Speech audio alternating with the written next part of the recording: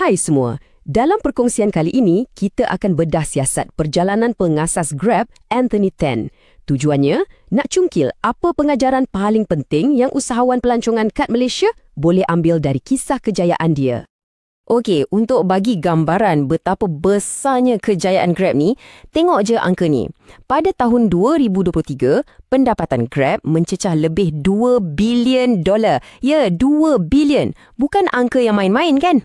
Tapi, orang di sebalik empayar ni, Anthony Tan, dia tak mulakan semua ni sebab nak kejar duit semata-mata. Sebaliknya, dia ni macam seorang pemberontak yang ada satu misi yang jelas.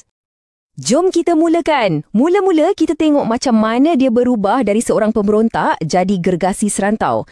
Lepas tu, kita akan kupas 3 pengajaran penting dan akhir sekali, kita akan bina satu rangka tindakan khas untuk anda, para usahawan pelancongan. Okey, bahagian pertama. Untuk faham kejayaan Grab, kita kena faham dulu pengasasnya. Anthony Tan ni bukan calang-calang orang. Dia datang dari salah satu keluarga terkaya di Malaysia dan jalan hidup dia seolah-olah dah ditetapkan. Sambung legasi perniagaan keluarga Tan Chong Motor. Tapi, di sinilah ceritanya jadi menarik. Dia ada 2 pilihan. Satu, jalan yang selamat yang dah terjamin, sambung bisnes keluarga.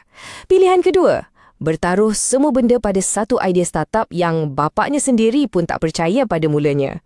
Dia pilih jalan yang kedua. Satu misi yang penuh risiko. Jadi pilihan berisiko tinggi ni bukan sebab dia nak memberontak je. Sebenarnya ia didorong oleh satu prinsip asas dalam bisnes. Dan ini membawa kita terus kepada pengajaran nombor 1. Bisnes yang betul-betul hebat lahir daripada usaha untuk selesaikan satu masalah yang sebenar. Masalah yang orang betul-betul rasa. Ceritanya bermula masa dia kat Harvard Business School.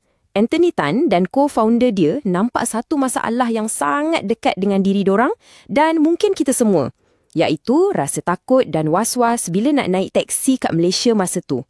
Isu ni bukan orang tempatan je rasa, pelancong asing pun sama. Dan inilah yang jadi misi utama diorang.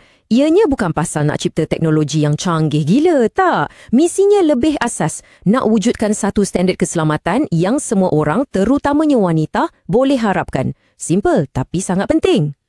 Nampak tak? Poin penting kat sini, diorang bukan setakat bina app. Diorang sebenarnya tengah bina satu penyelesaian untuk masalah sosial yang besar. Diorang cuba bina semula kepercayaan yang dah lama hilang dalam sistem tu. Okey, jadi jumpa masalah besar tu baru langkah pertama. Nak pastikan penyelesaian tu betul-betul menjadi, ada satu lagi benda yang diorang kena buat dan kena buat dengan betul. Ini membawa kita kepada pengajaran kedua, kenali dan fahami pelanggan anda sedalam-dalamnya. Cara Anthony Tan ni memang legend. Dia betul-betul turun padang. Dia sanggup pergi stesen minyak pukul 4 pagi kat Vietnam, belanja pemandu kopi. Dia lepak minum dengan pemandu kat Manila semata-mata nak dengar masalah diorang. Dia buat semua ni untuk faham dan paling penting, untuk dapatkan kepercayaan diorang. Kata-kata dia ni merumuskan segalanya kan? Memahami apa masalah mereka. Itulah yang membezakan kami. Bagi dia, empathy tu bukan taktik marketing. Bukan. Ia adalah kelebihan utama yang buat Grab lain daripada yang lain. Dan semua pemahaman mendalam ni datang dengan harga. Etika kerja dia memang gila. Bayangkan, kerja sampai 20 jam sehari, 7 hari seminggu, terutamanya masa fasa awal nak kembangkan bisnes. Memang luar biasa. Okey, pengajaran kita yang terakhir ini pasal evolusi dan strategi jangka panjang. Grab tak berhenti lepas selesaikan satu masalah je. Tak, diorang terus berkembang dengan membina satu ekosistem yang lengkap untuk pengguna diorang. Cuba kita tengok perjalanan dia. Mula-mula, MyTaxi pada tahun 2012 fokus pada masalah keselamatan taksi. Lepas tu, langkah besar, ambil alih bisnes Uber ke Asia Tenggara, terus jadi dominan. Dan akhirnya, diorang jadi super app. Ada semua benda, dari order makanan, hantar barang, sampailah ke perkhidmatan kewangan. Jadi, strateginya kat sini ialah, jangan fikir pasal satu servis je. Diorang tengok pelanggan diorang dan tanya satu soalan yang nampak mudah, tapi sangat berkuasa.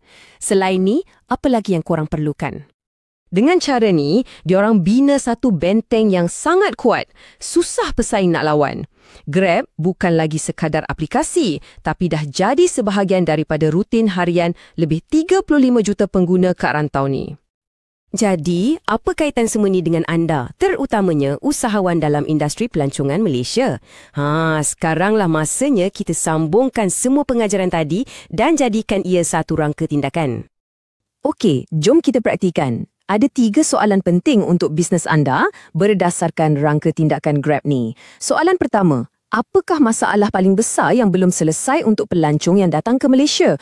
Mungkin pasal keselamatan kalau berjalan sorang-sorang malam-malam. Atau susahnya nak cari makanan lokal yang best dan halal jauh dari bandar. Ataupun tak ada transport yang senang nak pergi ke tempat-tempat tersembunyi. Inilah permulaan untuk idea bisnes yang hebat. Soalan kedua, sejauh mana anda betul-betul turun padang? Adakah anda cuma baca review online atau anda betul-betul luangkan masa, borak dengan pelancong, dengar apa yang diorang suka dan tak suka? Dan soalan ketiga, macam mana bisnes anda boleh berkembang dari satu servis, contohnya hotel atau pakej lawatan, menjadi satu ekosistem pelancongan yang lengkap? Fikirkan seluruh pengalaman diorang, dari jejak kaki ke airport sampailah diorang balik. Dan ini membawa kita kepada soalan terakhir, soalan yang paling penting. Anthony Tan dah buktikan, dengan selesaikan satu je masalah besar dalam pengangkutan, iaitu keselamatan, dia boleh bina empire $1 billion. Jadi, cuba fikirkan, apakah masalah besar dalam industri pelancongan Malaysia yang sedang tunggu untuk anda selesaikan? Apakah keresahan atau kesusahan yang kalau anda dapat selesaikan, ia akan mengubah terus pengalaman seorang pelancong di negara kita? Itulah soalan bernilai $1 billion anda.